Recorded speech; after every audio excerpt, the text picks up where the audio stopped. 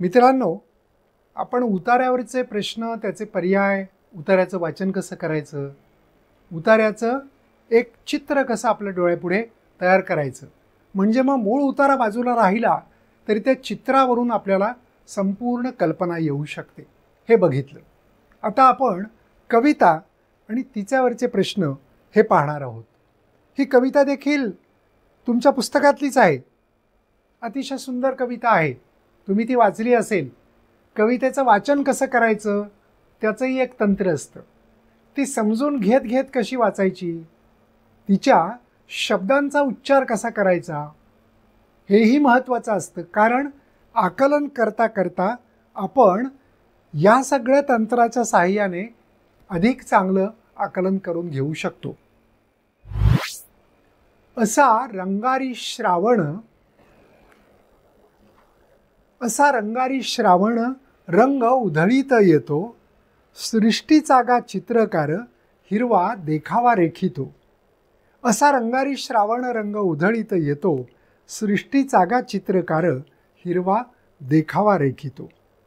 कलावंत हा साजिरा, काय त्याची कलागत, जागोजागी चित्रांचीच त्यानं मांडली पंगत.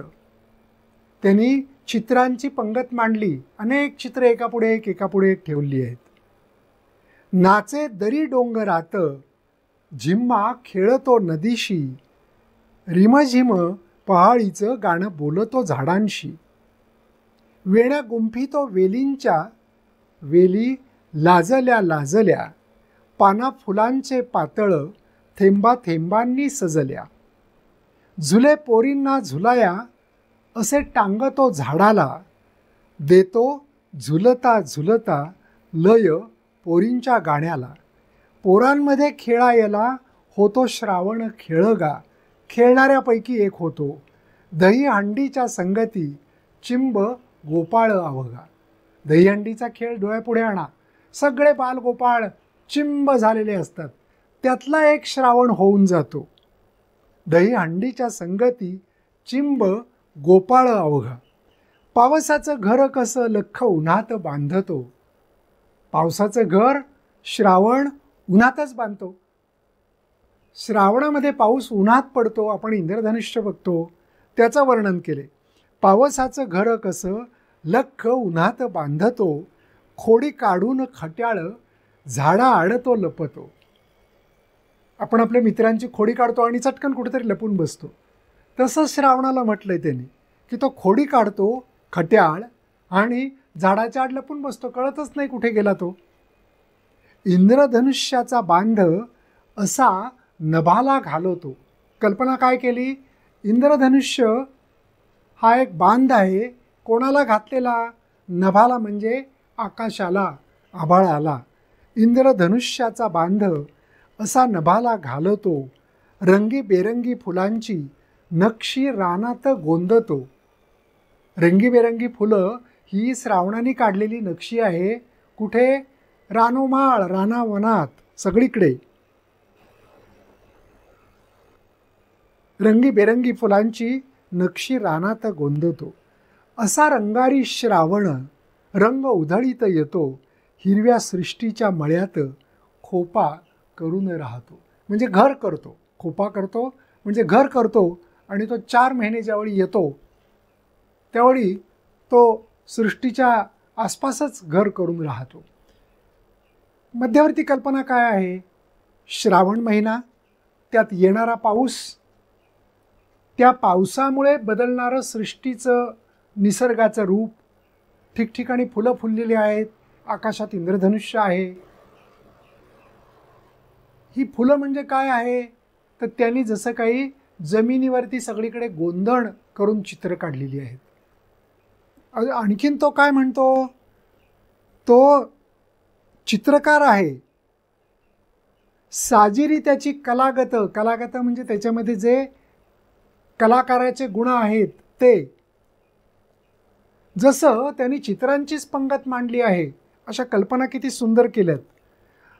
दरी डोंगरात नाचतो, नदीशी झिम्मा खेळतो, वेलींच्या वेण्या गुंफतो, पाना फुलांचे पातळ थेंबाथेंबांनी पानं फुलं एखादी काय पातळ नेसलेलं आहे त्याच्यावरती ते सगळे नक्षी काढलेली आहे अशी कल्पना केलेली आहे.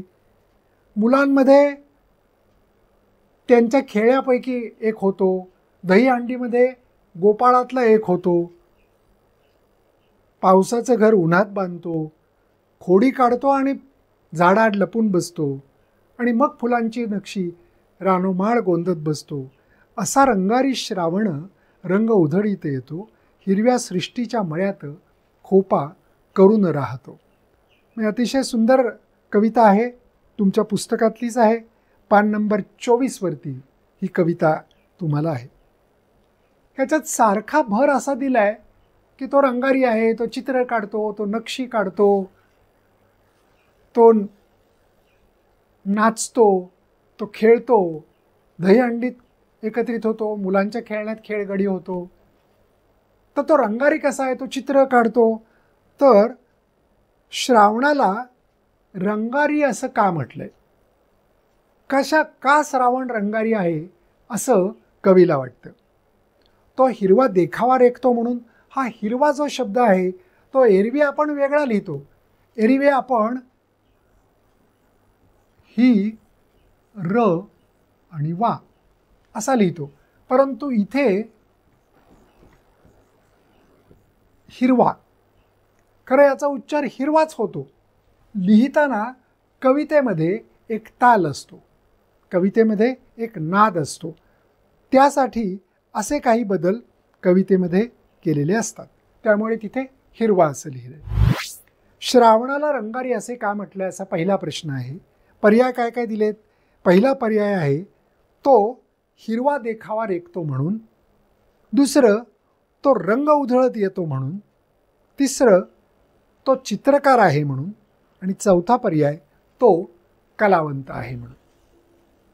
आपण बघूया, तो हिरवा देखावा रेखतो म्हणून रंगारी म्हटलंय का, तो रंग उधळत येतो म्हणून म्हटलंय का, चित्रकार आहे म्हणून त्याला म्हटलंय का, तो कलावंत आहे म्हणून म्हटलंय का. शेवटचे दोन पर्याय हे बाजूलाच ठेवायचे. पहिला आणि दुसरा पर्याय थोडा गोंधळ करतोय, कारण तो हिरवा देखावा रेखतो असंही सांगितले, मग रंगारी होऊ शकतो का. परंतु कवितेचं पहिलंच म्हटलंय, असा रंगारी श्रावण रंग उधळीत येतो, तो रंगांची उधळण करत येतो. बघा, सगळी फुलं वेगवेगळ्या रंगांची पानं फुलं सगळीकडे पसरलेली असतात, म्हणून त्याला रंगारी म्हटलंय. का रंगारी म्हटलेला आहे, तर तो रंग उधळत येतो म्हणून.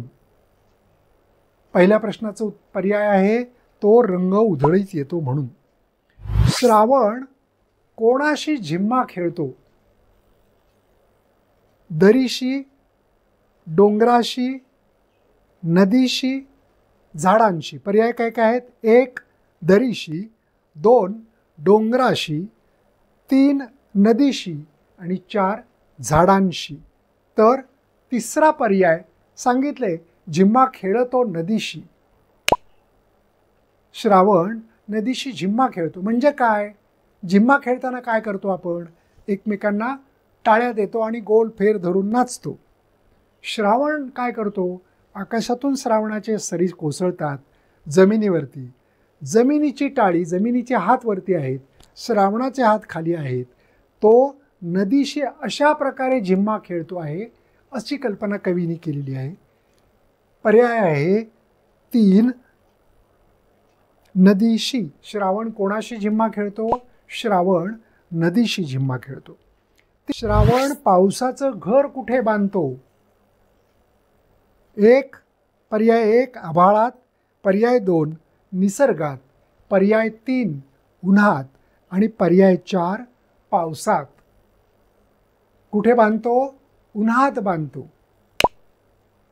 कारण कवितेतच म्हटले की पावसाचं घर तो उन्हात बांधतो. पावसाचं घर कसं लख्ख उन्हात बांधतो, इथे त्याचं उत्तर आहे. कवितेचं वाचन कसं करतो, ते वाचन झाल्यावरती जसं उतारायचं आपण पाहिलं की त्याच्यावरचे प्रश्न आणि पर्याय बघायचे, मग पुन्हा कवितेकडे यायचं. कविता काय आहे हे आपल्याला समजली. कविता श्रावणाची आहे, त्याला रंगारी म्हटलंय, त्याला कलावंत म्हटलंय. तो चित्र काढतो, तो डोंगरदऱ्यात नाचतो, तो नदीशी झिम्मा खेळतो, सगळीकडे पानाफुलांची गोंधण नक्षी सगळीकडे तो रेखतो, म्हणून त्याला रंगारी म्हटलेलं आहे. तर तो रंग उधळत येतो, रंगांची उधळण करत येतो. म्हणजे काय, कुठे गुलाबी रंग, कुठे लाल रंग, कुठे हिरवा रंग, कुठे पिवळा रंग, कुठे पांढरा रंग, जांभळा रंग. निसर्गाला काय, रंगच रंग. म्हणून निसर्गाचं वर्णन, श्रावणाचं वर्णन त्यामध्ये केलेलं आहे. आणि त्यावरून हे जे 3 प्रश्न आहेत, प्रश्न तर खरं सोपे आहेत. प्रश्न सोपे का वाटतात, तर कविता आपण नीट समजावून घेतली म्हणून. कवितेचा आशय, कवितेत काय सांगायचं आहे, कवीने कशाचं वर्णन केलं आहे, हे आपण नीट लक्षात घेतलं म्हणून ते समजते. कविता तुमच्या पुस्तकातलीच, ती तुम्ही नीट वाचा, ती एका तालामध्ये वाचा. मग तिच्या खाली जे पुस्तकातही प्रश्न दिले आहेत किंवा जो अभ्यास दिलेला आहे तो पहा. कविता नीट वाचली, नीट तिचं आकलन करून घेतलं तर कवितेवरचे प्रश्न तुम्ही अगदी सहज सोडवू शकता. तुम्हाला असा प्रश्न पडला असेल की जर उतार्याचं चित्र काढता येतं तर कवितेचं असं चित्र काढता येऊ शकतं का? कवितेचंही चित्र काढता येतं. श्रावण, रंगारी, चित्रकार, कलावंत, पानाफुलांची नक्षी, गोंधण, डोंगरदऱ्यात नाच, नदीशी झिम्मा, चाललंय पुढे कितीतरी तो चित्रांची पंगत. म्हणजे कविता बाजूला ठेवली तरी त्यातले शब्द इतके नादमय, इतके अर्थपूर्ण, इतके लक्षात राहणारे. आणि ज्यावेळी आपण श्रावणातला पाऊस बघतो त्यावेळी हा सगळा अनुभव आपण घेतोच. माझ्या मनातला श्रावण किंवा मी अनुभवलेला श्रावण असं लिहा म्हटलं तर या कवितेतल्या कितीतरी उदाहरणांचा आपल्याला आपलं लेखन अधिक चांगलं होण्यासाठी उपयोग निश्चित होऊ शकतो. तेव्हा उतारा आणि कविता यांच्यावरचे प्रश्न कसे सोडवायचे, अचूक पर्याय कसे शोधायचे आणि त्यामध्ये जवळजवळचे उत्तरं वाटतील, पर्याय वाटतील, असा जिथे क्वेश्चन्स, ट्रिकी क्वेश्चन्स असतात त्यावेळी अचूकतेकडे कसं जायचं एवढं लक्षात. प्रकारामध्ये संवादाचं आकलन असा एक भाग आपल्याला असतो.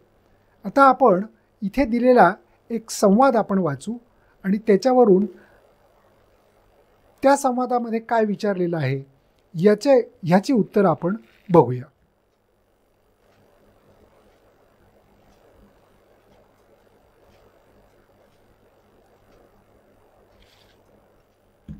बघा, एक संवाद आहे. संवादाचं आधी आपण वाचन करू. इथे सगळीकडे दुहेरी अवतरण चिन्ह का टाकलेली आहेत? आपण व्यावहारिक व्याकरण शिकताना, कार्यात्मक व्याकरण शिकताना हे पाहिलेलं आहे. तर हे प्रत्यक्षात बोललेले तोंडचे शब्द आहेत म्हणून त्याला अवतरण, दुहेरी अवतरण चिन्ह टाकलेलं आहे. दीदी, आज बहीण भावाचा सण, मला ओवाळणार ना? जिवंत होऊन बोलतोय. दीदी, आज बहीण भावाचा सण, मला ओवाळणार ना? अरे दादा, तेच तर करते, पण ओवाळणी काय देणार? मी तेच करतीये, तू काय ओवाळणी देणार आहेस? ते गुपित आहे. तू ओवाळल्यावर मी तुला भेट देणार आहे, ते मी सांगणार नाही, ते गुपित आहे. अरे राहुल, एवढं काय आणलंस तुझ्या दीदीला? आई, तुला सांगितलं तर दीदीलाही कळणार ना. बरं बाबा, राहू दे. लाडक्या बहिणीचा लाडका भाऊ तू, खरं आहे तुझं. माझी लेक आहेच मुळी गुणी, म्हणूनच मी तिचं नाव सगुणा ठेवलं आहे.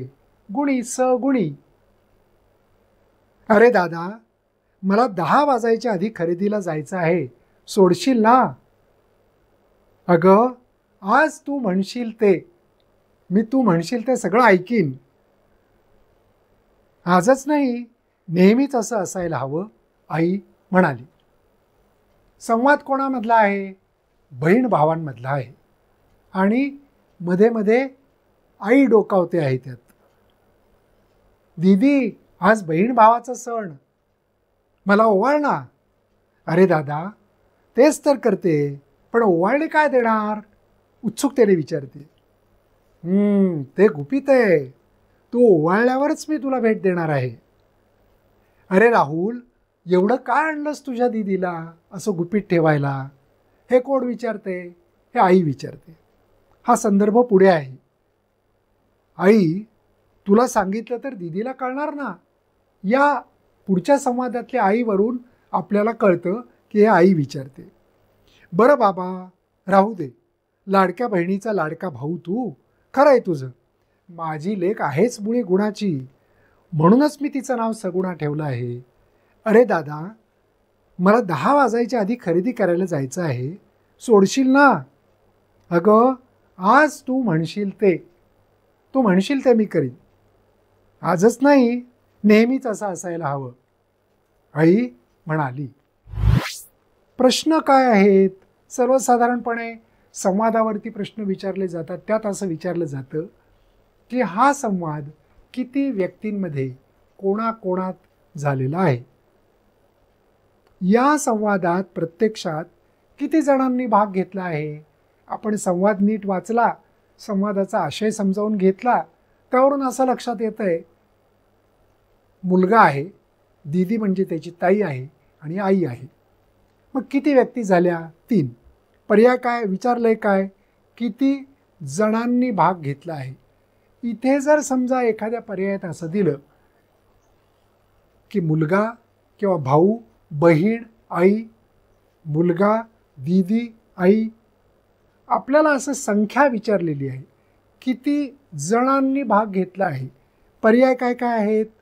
1 पर्याय 3, 2 दुसरा पर्याय 4, तिसरा पर्याय 5 आणि चौथा पर्याय निश्चित सांगता येत नाही.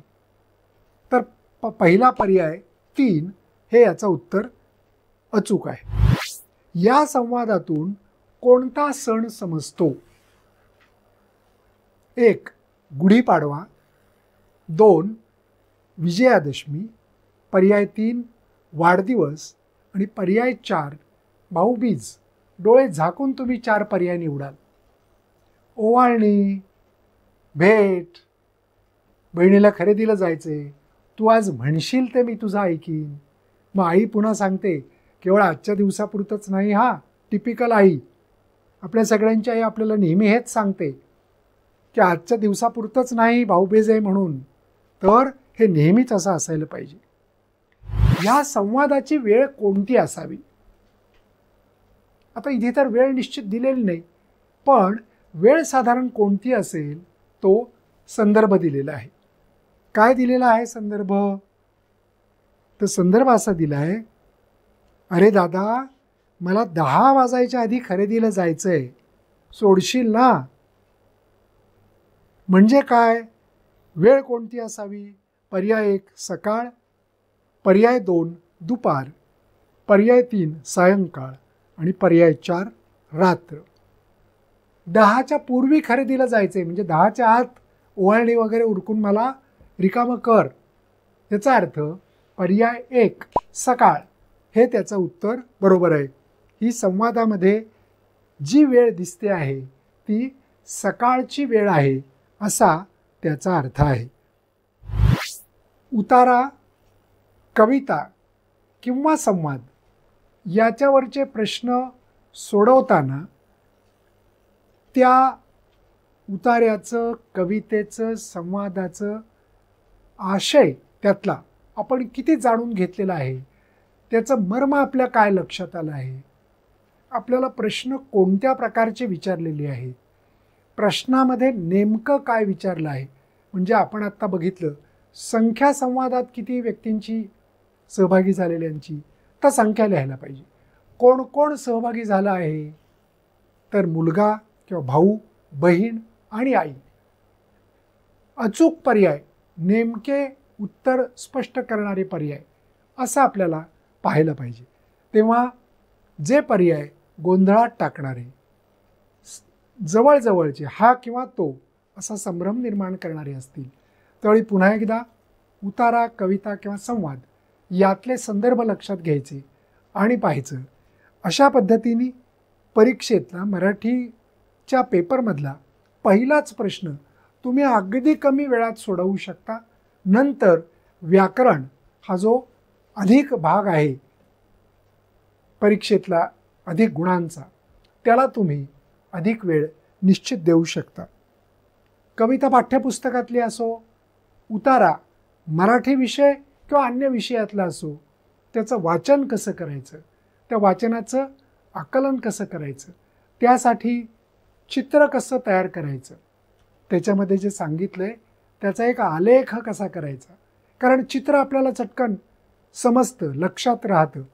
कशातून काय. जसं आपण पक्ष्याचं बघितलं, अनेक जाती, चोचींचे रंग प्रकार, मग आकार, मग चोचीचे 2 भाग, मग वरचा भाग, खालचा भाग. बघा, उतारा आपल्या पुढे नाही, आपण अगोदर कधीतरी वाचलाय, पण चित्र इतकं डोळ्यामध्ये ठसून राहिलेलं आहे की त्याच्यावरून उतारा आठवतो. अशा प्रकारे पूर्ण धडा तुम्ही चित्रातून एका पानात बसवू शकता. तेवढं बघितलं की धड्याची उजळणी झाली. परीक्षेच्या अगोदर शिष्यवृत्ती परीक्षेसाठी सुद्धा कार्यात्मक व्याकरणाचा जो भाग गोंधळाचा वाटतो, नीट लक्षात राहील की नाही असं वाटतं, त्याच्या भागाची अशी जे चित्र तयार करण्याची सवय तुम्ही ठेवली, आपल्या शिक्षकांना, वडीलधाऱ्यांना दाखवून ती योग्य करून घेतलीत, तर तुम्हाला परीक्षेचा अभ्यास अगदी सोपा वाटेल, तो सहज कमी वेळात होऊ शकेल. अशा प्रकारे जर मराठी या विषयाची तुम्ही तयारी केली तर मराठीच्या 50 गुणांपैकी सगळेच्या सगळे गुण तुम्ही मिळवू शकता. परीक्षेमध्ये गुणवत्ता यादीत येणं हे आपलं सगळ्यांचंच उद्दिष्ट आहे. तसं असेल तर त्यासाठी मराठीतल्या 50 गुणांची किंवा अधिकाधिक गुणांची खूप गरज आहे. तिकडे तुम्ही लक्ष द्या. म्हणून मराठी विषय महत्त्वाचा आहे आणि ती तर आपली मातृभाषा आहेच. तुम्हा सर्वांना शिष्यवृत्ती परीक्षेसाठी खूप शुभेच्छा. यशस्वी व्हा. तुमची नावं गुणवत्ता यादीमध्ये पाहण्यासाठी आम्ही सर्व शिक्षक उत्सुक आहोत. धन्यवाद. मुलांनो, एक कविता आपण बघू आणि ती कविता समजून घेताना त्यातले काही शब्द लगेच आकलन झाले नाहीत तर त्याचा अर्थ शोधून लिहून घेताना, म्हणजे कवितेवरचा अभ्यास, कविता वेगळी अगदी असेल, नवे शब्द कवितेत असतील तर कसा करायचा त्याचा एक नमुना आपण बघूया. कविता आपण आता बरोबरच वाचू. तोरणाच्या रमणीय चौकटीला धरुनी राघू पंजरी ठेवी येला. पडे पुढती फळरत्न पुंज लाल, आर्त डोळे पण धुंडतात नील. तोरणाच्या रमणीय चौकटीला धरुनी राघू पंजरी ठेविलेला. पडे पुढती फळरत्न पुंज लाल, आर्त डोळे पण धुंडतात नील. इथे पुंज आणि नील या शब्दांना खूण केलेली आहे. ती का केली हे पुढे सांगतो. तोच नीलातुनी कुणी जात भाई, पिंजऱ्याशी झापून हळू येई. भाव डोळ्यातुनी दाटले भरारा, आणि कैदी विसरून जाय कारा. कारा याला सुद्धा तुम्ही रेष अंडरलाईन करायला हरकत नाही. तोच नीलातुनी कुणी जात भाई, पिंजऱ्याशी झापून हळू येई. भाव डोळ्यातुनी दाटले भरारा, आणि कैदी विसरून जाय कारा. चोच लावूनी चोचीस क्षण बसावे, चोच लावूनी चोचीस क्षण बसावे. नयन नयनाला क्षणभरी मिळावे. भाव निर्भर कुजबूज करुनी काही, अंतरीची ते दाविती व्यथाही. मालकाची चाहूल तोच लागे, जात भाई उडून या जात वेगे. आणि बंदी क्षुब्ध होत भारी, मारी धडका धडाधड बंद दारी. शांत झाला अन शेवटी शिणोनी, जाय भरुनी पण पिंजरा पिसांनी. कशाचं वर्णन आहे? एक पिंजऱ्यात पोपट ठेवलेला आहे. आकाशातून विहार करणारा एक मुक्त पक्षी जातभाई त्याचा म्हणजे दुसरा पोपट तो बघतो, तो पिंजऱ्याकडे येतो. ह्यालाही खूप वाईट वाटतं जो अडकून पडलाय त्याला, की एकमेकांच्या डोळ्यातून बोलतात, अरे तू अडकून पडला, दुर्दैव. त्याला वाटतं तू मुक्त आहेस, किती आनंदी आहेस. परंतु ह्याला बघून, याच्याशी संवाद करून तो हे विसरून गेला की आपण पिंजऱ्यात आहोत. कारा म्हणजे तुरुंग, कारागृह, तुरुंग. चोच लावणी चोचीस क्षण बसावे. आपण एकमेकांशी बोलावं, नयन नयनाला क्षणभरी मिळावे. डोळ्यांमधून बोलणं की तुझं दुःख मला कळतंय, मी तुझ्या दुःखात सहभागी आहे असं सांगणं. भावनिर्भर कुजबूज करुणी काही, भावनिर्भर भावनांनी भरलेली अंतरीची ते दाविती व्यथाही. त्याच्या मनामध्ये जे दुःख आहे, जे त्याला वाटतंय ते स्पष्ट करतात. तोच काय झालं, मालकाची चाहूल तोच लागे. मालक येताना दिसले, त्यांचा आवाज ऐकू आला. जात भाई उडूनिया जात वेगे. तो भररकन उडून गेला, आपल्याला पुन्हा पकडून ठेवतील म्हणून. दुसरं पोपट. आणि बंदी खग क्षुब्ध होत भारी, मारी धडका धडधडा बंद दारी. तो जो पिंजऱ्यात ठेवलेला पोपट होता तो क्षुब्ध झाला आणि त्याला आपली सुटका व्हावी असं खूप वाटायला लागलं. बंद दारावरती त्याने अनेक धडा धडा धडा अशा धडका दिल्या. परिणाम काय झाला, शांत झाला अन शेवटी शिणोनी. शेवटी शांत झाला, शिणून गेला. त्याला खूप श्रम झाले. जाय भरुनी पण पिंजरा पिसांनी.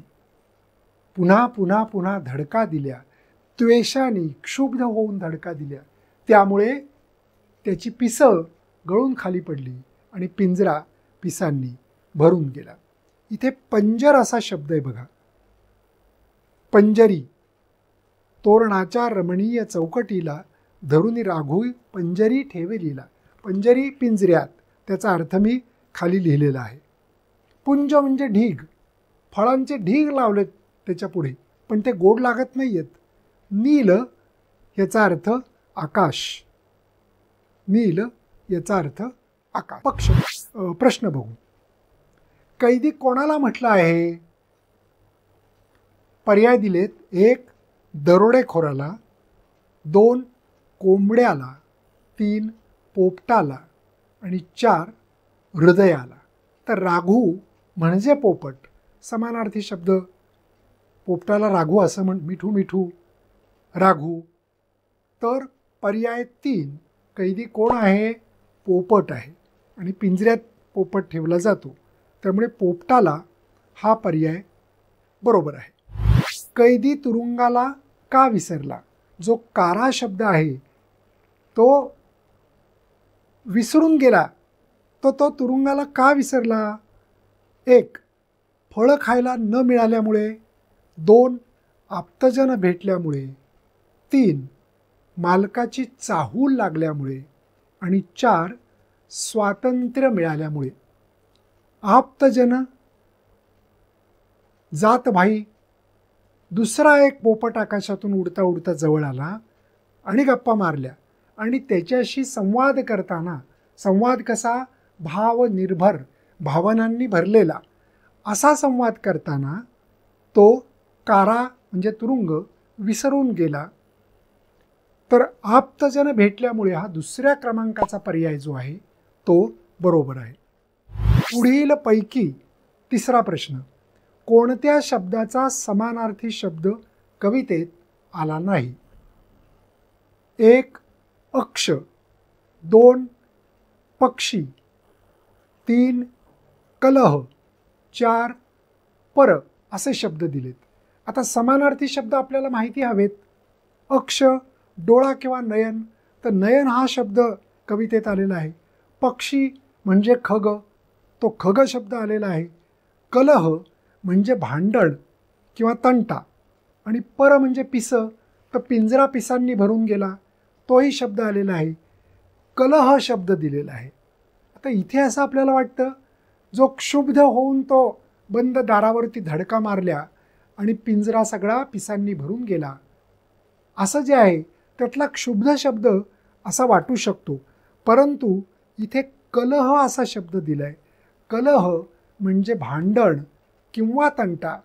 त्याचं कोणाशी भांडण झालं नाही, तंटा झाला नाही, तो क्षुब्ध झाला, त्याला राग आला, त्याचा संताप झाला आणि म्हणून सुटकेसाठी, स्वातंत्र्यासाठी त्यांनी बंद दारावरती धडका मारल्या.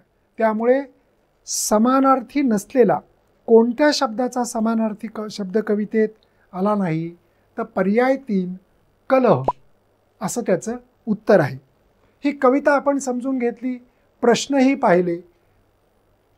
होमवर्क म्हणून पुन्हा तुम्ही ही कविता समजून घ्या आणि या प्रश्नांची उत्तरं अचूक का त्याची कारणं पण लिहा, म्हणजे कविता तुम्हाला पूर्ण आकलन होईल.